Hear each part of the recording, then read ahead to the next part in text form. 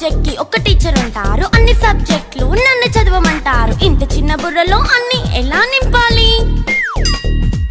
Class work, home work, fair notes అంటారు. Subject కి 3 books పెట్టి బ్యాగ్ నింపుతారు. ఇన్ఫాక్ట్ నా బరువు కన్నా నా బ్యాగ్ బరువే ఎక్కువ.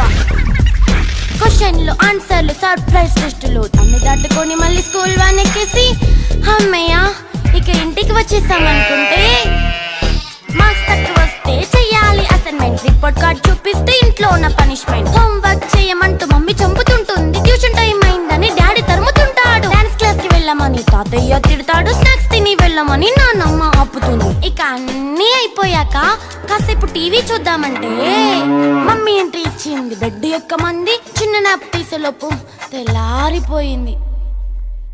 అయ్యో మళ్ళీ మొదలు ఈ స్కూల్ కష్టాలు.